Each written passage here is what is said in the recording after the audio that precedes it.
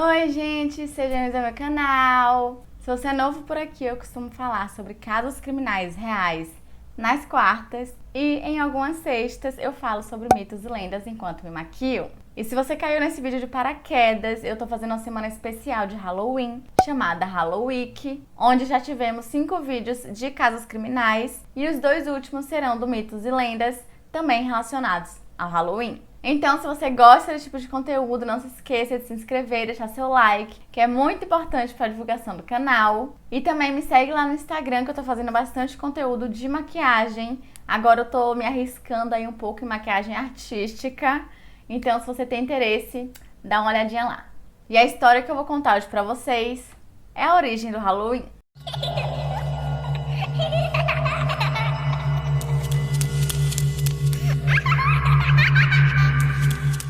A origem do Halloween data de um antigo festival celta chamado Samhain. E os celtas que viveram há 2000 anos atrás, principalmente na área que hoje em dia é a Irlanda, o Reino Unido e o norte da França. E eles costumavam comemorar o Ano Novo no dia 1º de novembro. Esse dia marcava o fim do verão e da colheita e o início de um inverno muito severo. E além disso, era uma época que as pessoas costumavam associar muito com a morte humana. Os celtas também acreditavam que na noite anterior ao Ano Novo, a fronteira entre o mundo dos vivos e o mundo dos mortos se tornava obscura. Além de causar problemas e danificar as plantações, os celtas acreditavam que na presença de espíritos, os sacerdotes conseguiriam prever o futuro com mais clareza. E para um povo que era completamente dependente do mundo natural, essas profecias eram extremamente importantes naquela época. Porque de um certo modo davam um conforto para eles de saber exatamente o que aconteceria e se fosse alguma coisa ruim, eles poderiam se preparar. E para comemorar o evento do Samhain, eles construíam fogueiras gigantescas onde as pessoas poderiam se reunir ao redor dela para queimar colheitas e animais como uma forma de sacrifício aos deuses celtas. Durante a celebração, eles se vestiam com fantasias de peles de animais e também diziam a sorte um dos outros. E aparentemente, pouco depois de começar a celebração, eles apagavam a fogueira e a reacendiam logo depois, como uma forma de protegê-los durante o inverno. Em 43 d.C., o Império Romano conquistou basicamente todo o território celta, e durante os próximos 400 anos em que eles governariam as terras celtas, 2 festivais de origem romana foram combinados à celebração do Samhain. O primeiro deles foi um festival chamado Feralia, que ocorria no final de outubro, em que os romanos tradicionalmente comemoravam o falecimento dos mortos. E o segundo era para homenagear Pomona, que era a deusa das frutas e das árvores. No dia 13 de maio de 609 d.C., o Papa Bonifácio IV dedicou o Panteão de Roma em homenagem a todos os mártires cristãos. E a festa católica de todos os mártires foi instituída na Igreja Ocidental. O Papa Gregório III expandiu esse evento para que ele abrangisse todos os santos, bem como todos os mártires. E mudou a data desse festival, que era no dia 13 de maio, para o dia 1º de novembro. No século IX, a influência do cristianismo acabou se espalhando pelas terras celtas, onde gradualmente se misturou e ofuscou os rituais celtas. E em 1000 d.C., a igreja fez o dia 2 de novembro como o Dia dos Finados, que é um dia para homenagear os mortos. E hoje em dia é amplamente aceito que a igreja estava tentando substituir o Festival Celta dos Mortos por um feriado sancionado pela igreja. E o Dia dos Finados ele foi celebrado de forma bem semelhante ao Samhain, com grandes fogueiras, desfiles e fantasias de anjos e demônios. E a celebração de todos os santos também era conhecida como All Hallows ou All Hallows Mass. E na noite anterior, que era quando acontecia o evento de Samhain, passou a ser chamada de All Hallows Eve. E eventualmente esse nome se evoluiu para Halloween.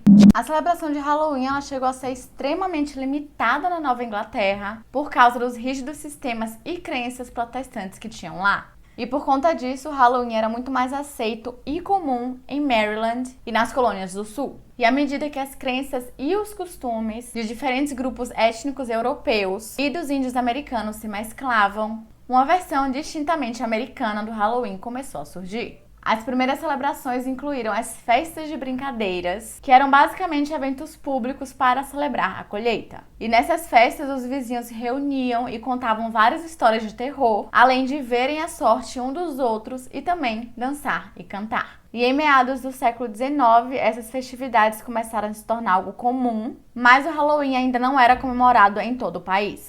Na segunda metade do século XIX, a América recebeu muitos imigrantes, e esses novos imigrantes que vinham basicamente da Irlanda, que estavam fugindo da fome da batata irlandesa, ajudaram bastante a popularizar o Halloween em âmbito nacional. E pegando então as tradições europeias, os americanos começaram a se vestir e a bater de casa em casa, pedindo por comida, ou até mesmo dinheiro. E esse costume é mais ou menos o que a gente conhece hoje como gostosuras ou travessuras. Muitas jovens mulheres até acreditavam que elas poderiam descobrir a aparência ou até mesmo o nome de seus futuros maridos com truques de lã, maçã ou espelhos. Então, muitas vezes elas levavam um desses objetos na caça das gostosuras ou travessuras. E no final de 1800 houve uma mudança na América para transformar o Halloween em um feriado mais familiar, onde seria mais sobre o encontro de comunidades e vizinhos do que sobre contar histórias de fantasmas, morte e bruxaria.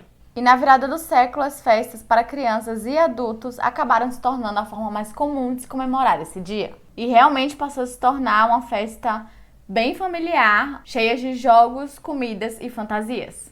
Os pais chegaram a ser encorajados pelos líderes da comunidade a tirarem qualquer coisa mais assustadora ou grotesca da celebração do Halloween. E através desses esforços, o Halloween acabou perdendo os tons supersticiosos e religiosos no século XX. Mas mesmo apesar de todos esses esforços, começaram a surgir muitos vandalismos. E na década de 50, esses vandalismos conseguiram ser bem controlados e o Halloween passou a ser uma época mais voltada para os jovens. E devido ao grande número de crianças que sempre ficavam muito animadas pelo Halloween, esse evento passou a ser ainda mais restrito dentro das comunidades. E às vezes até mesmo dentro de casa. Entre 1920 e 1950, a prática de doces ou travessuras também acabou sendo revivida, que ao longo dos anos ela meio que acabou se perdendo. E essa prática também era uma forma barata de celebrar o Halloween com a comunidade inteira. E as famílias também foram bem inteligentes, porque quanto mais doces elas compravam e davam para as crianças, menor a chance das crianças pregarem peças na casa delas. E ninguém quer ter ovos e papel higiênico espalhados por todos os lugares. Em 1964, uma dona de casa chamada Ellen Fail decidiu espalhar palha de aço, biscoito para cachorro e inseticida de formiga para as crianças que ela achava velhas demais para estarem fazendo gostosuras ou travessuras. Queridinha. E não demorou muito até que começassem a surgir lendas de vários doces envenenados com arsênico ou drogas alucinógenas, ou até mesmo recheados de lâminas de barbear. Mas isso não impediu que o Halloween só fizesse crescer. Para vocês terem noção, hoje em dia, todo ano, os americanos gastam em torno de 6 a 9 bilhões de dólares com o Halloween. E boa parte disso são com doces caros, fazendo com que o Halloween seja o segundo feriado mais comercial, perdendo apenas para o Natal.